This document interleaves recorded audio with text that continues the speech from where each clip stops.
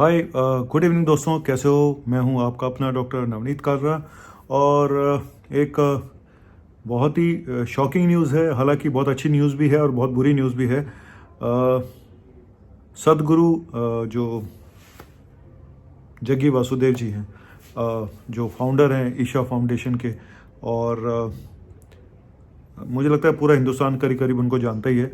और उनके बारे में एक न्यूज़ ऐसी आई है, और पहले सुन के तो बहुत शौक लगा और दिल डर रहा था कि कोई बहुत बुरा ना हो गया हो या हो ना जाए। लेकिन उसके बाद एक अच्छी खबर भी आई है। दोनों बातें बताता हूँ कि आखिर हुआ क्या। बहुत सारे लोगों को एक्चुअली ये भी नहीं पता कि आखिर हुआ क्या है। और जब मुझे पहली बार ये पता चला कि उनको ब्रेन हेमरेज हुआ और उनका ऑपरेशन हुआ है, तो मैं बहुत शॉक था। क्योंकि ब्रेन हेमरेज होना और उसमें सर्जरी होना कोई आसान काम नहीं होता। बहुत ही एक डाई एंड डू सिचुएशन होती है जहाँ पे आपको सर्जरी करनी पड़ती है। मतलब ब्रेन में प्रेशर इतना बढ़ जाता है कि आपको सर्जरी करनी पड़ती है और कहीं पेशेंट बचाए नहीं जा पाते। ये सुन के मैं बहुत डर गया था। लेकिन जो मैं आपको बताने जा रहा हूँ वो शायद आपको भी नहीं पता होगा। एक्चुअली इनको हुआ क्या था ये भी बता देता हूँ। करीब 4 हफ्ते से इनको हेडेक हो रहा था और सिर दर्द काफ़ी तेज था। पेन किलर खा के काम चला रहे थे। 9 तारीख को शिवरात्रि थी, उसके दौरान भी वो वहाँ पे थे और उसके बाद भी उनको हेडेक होता रहा। और लेकिन अपने कार्यक्रमों की वजह से ये चलते रहे।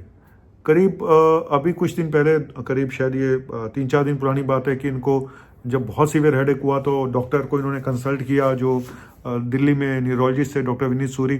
तो उन्होंने बोला कि आप अपने टेस्ट करा लो, एमआरआई करा लो। तो इनको कोई बहुत ज़रूरी मीटिंग अटेंड करनी थी, जिसकी वजह से इन्होंने बोला कि मैं अभी नहीं करा पाऊंगा। मतलब ये पेन किलर खाते रहे और उसमें पेन किलर ऐसे भी थे, स्ट्रॉन्ग पेन किलर थे जिसमें नींद भी आती है। किस तरह से उन्होंने वो फंक्शन अटेंड किया ये भी अपने आप में बहुत बड़ी बात है। उसके बाद इनको 17 तारीख को जब प्रॉब्लम बहुत ज़्यादा होगी तो इन्होंने बोला कि भाई मुझे ऐसा लग रहा है कि अब शायद कुछ बात बढ़ गई है। इनको इतना सीवियर हेडेक हो गया कि इनसे बोला भी नहीं जा रहा था। इनके एक पैर में वीकनेस भी आ गई और तुरंत जब एमआरआई करा के देखा गया तो डॉक्टर हैरान हो गए। हालांकि डर तो सबको लग रहा था कि कुछ ना कुछ तो गड़बड़ है। अब तो उन्होंने खुद ही बोल दिया सदगुरु जी ने, जी भाई कुछ प्रॉब्लम है बड़ी, अब आप करो कुछ। 4 हफ्ते तक ये झेलते रहे। 4 हफ्ते तक था क्या, ब्रेन में ब्लीडिंग हुई थी, मल्टीपल ब्लीडिंग, एक बार नहीं 2 बार ब्लीडिंग और कई बार भी हुई होगी शायद। तुरंत इनको सर्जरी में लिया गया अपोलो हॉस्पिटल में। एक्चुअली ये ब्लीडिंग हुई कहाँ, सबसे बड़ा बात यही बताने की है। अगर ये ब्रेन के अंदर ब्लीडिंग होती तो शायद बहुत बड़ी कहानी हो गई होती और रिकवरी कर पाना भी मुश्किल होता है इनके लिए। हालांकि ये ब्लीडिंग ब्रेन के अंदर नहीं हुई। सबसे अच्छी बात यह है, हालांकि ब्लीडिंग इतनी बड़ी थी क्योंकि 4 हफ्ते से ब्लीडिंग हो रही थी सर। 4 हफ्ते से कैसे जिंदा रहे ये भी अपने आप में सोचने वाली बात है। शायद इसीलिए जिंदा रहे क्योंकि ब्लीडिंग ब्रेन के बाहर और हड्डी के नीचे, यानी ये स्कल, मेरी तो खोपड़ी वैसे नजर आ रही है, ये जो हड्डी होती है और नीचे ब्रेन होता है, इसके बीच में ब्लीडिंग हुई है।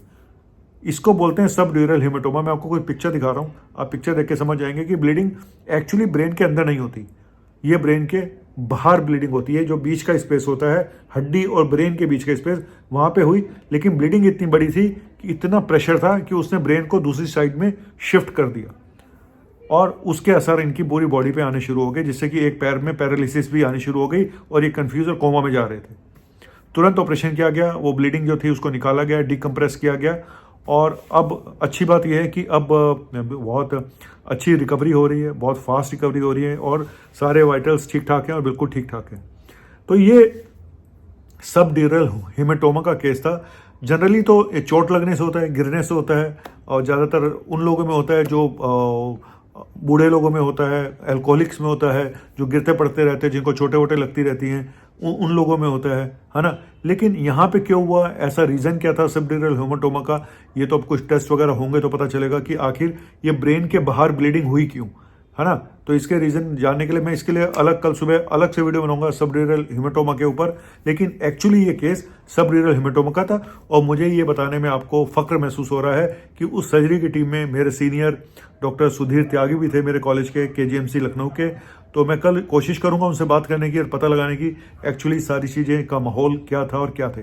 और थैंक यू सारी टीम को, विनीत सूरी जी को और डॉक्टर सुधीर त्यागी और बाकी जो सर्जन थे उन सबको भी। और ठीक है, तो इसीलिए बार बार गाली देना हम लोगों को, एलोपैथिक डॉक्टर्स को, चाहे वो कोई भी हो, आप चाहे किसी भी फील्ड के हो। मैं एक चीज़ यहाँ पे बोलना चाहूँगा, स्पिरिचुअल गुरु है, डॉक्टर है। जहाँ स्पिरिचुअलिटी की बात आती है तो इनकी बातें माननी चाहिए, लेकिन जब मेडिकल की बात आती है तो सबसे बड़ा गुरु डॉक्टर ही होता है। ठीक है, गुरु भी आजकल हर तरह के हो गए, तो अच्छे बुरे और सच्चे गुरु और झूठे गुरु, तो इसी तरह से डॉक्टरों के बारे में बोला जाता है। लेकिन ये बात भी फैक्ट है कि जान बचाने वाला भी डॉक्टर है, और कई बार हम नहीं भी सफल हो पाते। लेकिन यहाँ पे हम लोग लकी हैं कि सदगुरु जी बिल्कुल ठीक ठाक हैं, लेकिन ये जो लापरवाही उन्होंने करी है तो इसके बारे में वो ज़रूर बताएंगे, मुझे पता है। वो इस तरह के इंसान है, वो खुद अपनी गलती मानेंगे और लोगों को भी बताएंगे कि ऐसी गलती दोबारा ना करो। और आप लोगों से बोलूँगा, अगर आपको कोई भी लक्षण आता है, अपने काम को इतनी प्रायोरिटी मत दो भाई। ये तो किस्मत अच्छी थी जो बच गए, ये भी शायद इसीलिए बच गया कि सब ड्यूरल हेमेटोपैथी ब्रेन के बाहर था। अगर अंदर होता तो ये 4 हफ्ते नहीं निकाले जा सकते थे। इनको 2 बार ब्लीडिंग हुई है, एक शुरू में हुई है, एक फिर अभी 2-3 दिन पहले हुई है। तो कुल मिला के अपने जो लक्षण होते हैं उनको इग्नोर मत करो, ठीक है, तुरंत एक्शन लो। और हेडेक, जब अचानक हेडेक होते हैं, सीवियर हेडेक जो अचानक होते हैं, है ना, क्रोनिक हेडेक 20 साल से हेडेक चल रहा है, माइग्रेन है, टेंशन है, ये सब कोई नहीं होता। लेकिन जो नए न्यू ऑनसेट हेडेक होते हैं, जो अचानक होते हैं, भाई वहाँ पे हेडेक में जरूर एमआरआई करा के देखना चाहिए। कई केसेस में देखा जहाँ पे सब एक्रेनाइड हेमरेज होता है, कहीं एन्यूरिज्म पड़े होते हैं, कहीं ट्यूमर होते हैं जो ब्लीड कर जाते हैं। अब इस केस में एक्चुअली क्या हुआ है ये तो मुझे नहीं पता इतनी डिटेल। मैं कोशिश करूंगा अपने बॉस से, अपने सीनियर से, डॉक्टर सुधीर त्यागी से बात करने की, और फिर आपको बताऊंगा।